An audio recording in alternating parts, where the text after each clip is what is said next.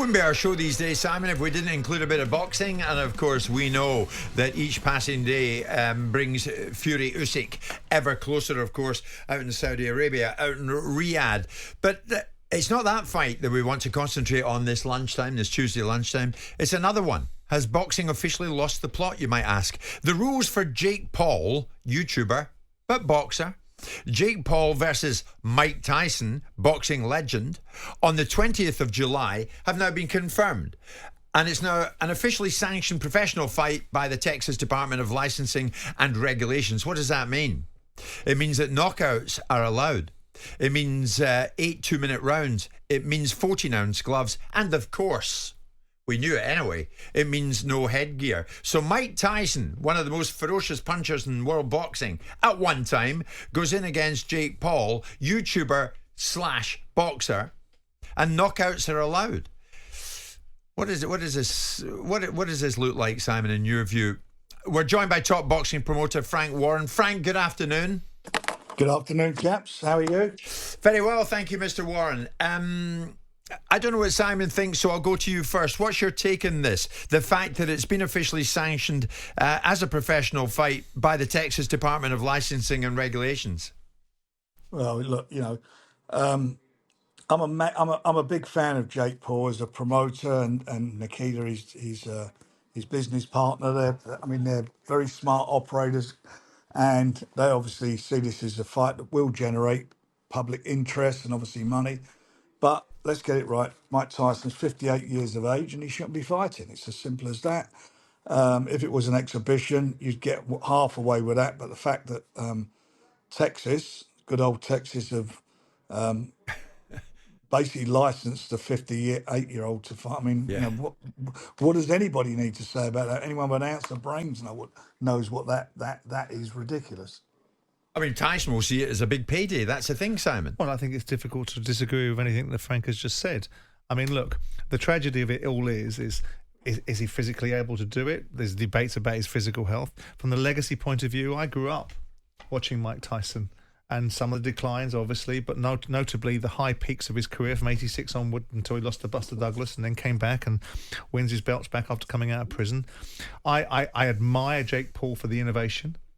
I think he's a product of his environment in times with the YouTube generation that are able to make money out of rolling marbles down a slide into water sometimes. But the reality of it, that is the next generation of broadcasting opportunities.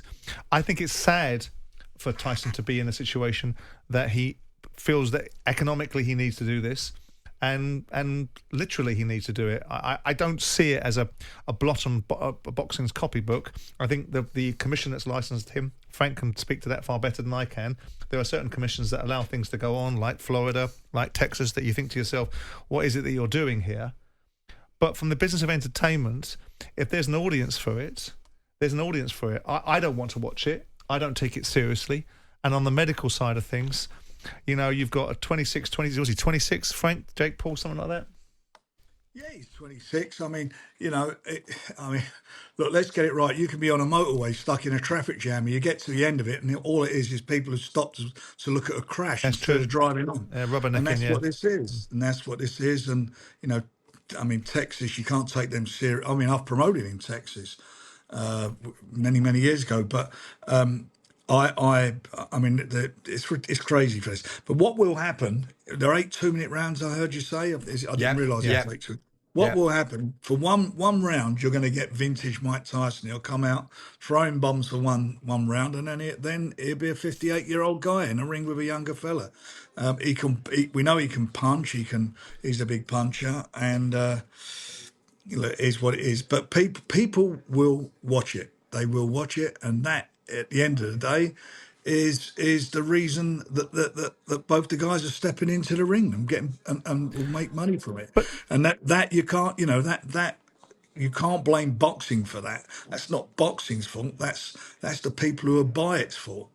Does it worry you, Frank? I mean, obviously there's so much going on now in boxing that is now being facilitated. All the arguments about fights not being made, challenges being not overcome, top fighters not fighting in certain weight classes, and so on and so forth. All of that's gone by the wayside now because you and the Saudis have orchestrated a gateway into all those opportunities being facilitated. When you see this side of thing being indexed on the side of boxing, does it worry you that it diminishes the sport a tad?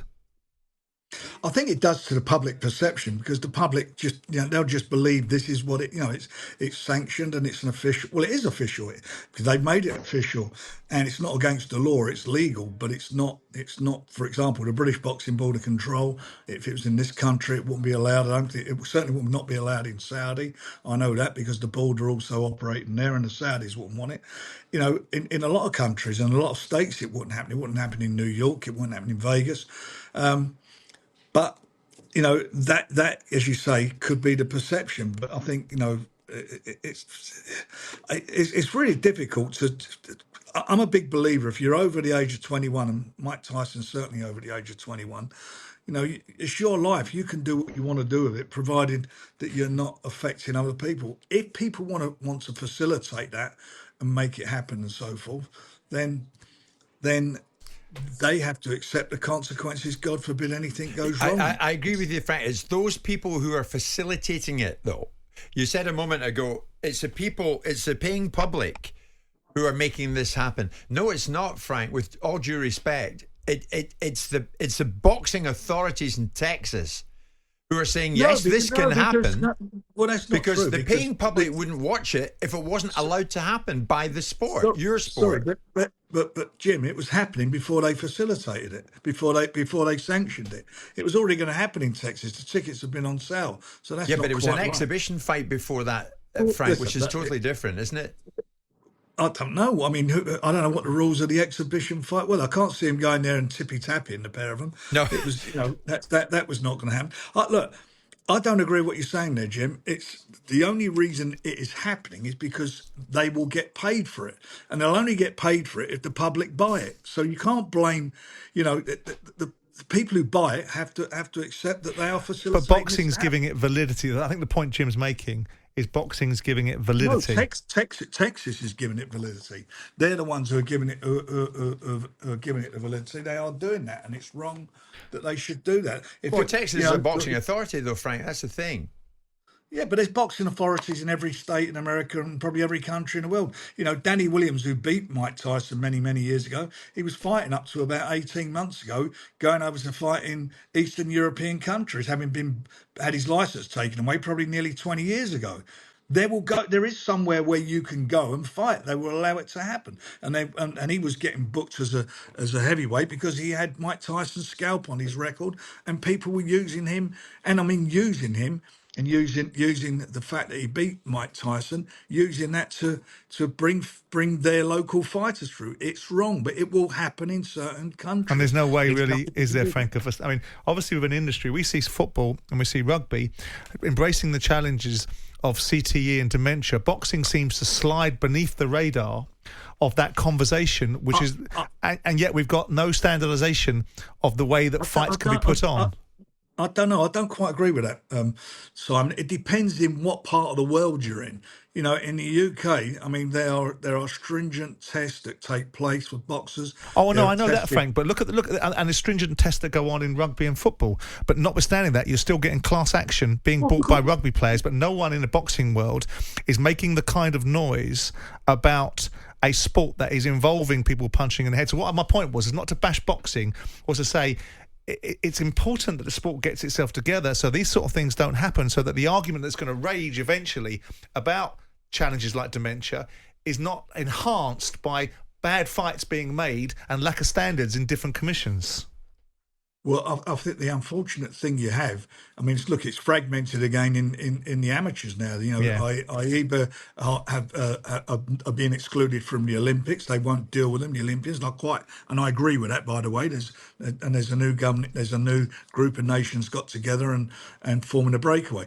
That happens in lots of different sports where you get those things. As you quite rightly say, boxing is a very dangerous sport. But the problem we have is is getting an equivalent of a FIFA, Yeah, one governing body, yeah, and unfortunately, when we did get back to that sort of filled us down to, you know, then you've only got, you know, you've got the weight divisions, you've got a champion of each division, you've got one champion, and you go back to the years like I'm talking about many years ago, like fighters like Ezra Charles and whether they didn't get a shot at the world title, some of these guys till they're in their 40s because they got frozen out. Because Archie Moore. Simon, actually, Frank, there's a very good question from Colin in Essex who's enjoying listening to you. Who's more at risk in this fight, Jake Paul or Mike Tyson? Well, if Mike Tyson clips him in the first or second round, Jake Paul. But at the end of the day, you've got to think the 58-year-old guy is going to be the one who's at risk. I mean, you know, he's the one who's let's get it right. A 58-year-old boxing. Yes, I mean, yes, come on. That's all you need to know. I mean, no, you're right. There's no argument other than that. I mean, if that comes across a commission's desk and they rubber stamp that, I mean, come on, what hearing did they have there? You know, their commission, and they all sat round the table. There's hope for me yet, Frank, at 66. And remember, these commissions in America, they are state commissions. Yeah, they're not self-appointed bodies. They're appointed by the state. Yeah. So the state, the government have a say in that. Frank, finally, how's your man? How's Tyson Fury?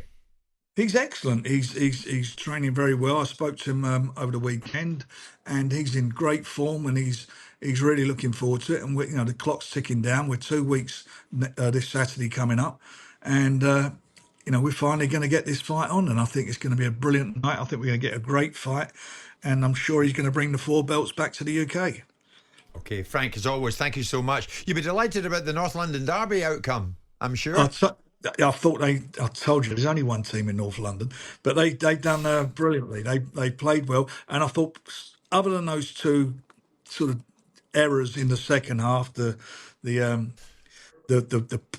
crazy goalkeeping error, and certainly and the penalty, which was a bit of a kick up the nuts. But other than that, I thought we defended really well. I enjoyed that game with you, Frank. I enjoyed that match I went to the Emirates with you that night. Seems a long time ago. It's good fun, wasn't it? It was great. Fun. Frank Warren, thank you so much for joining us this Tuesday lunchtime.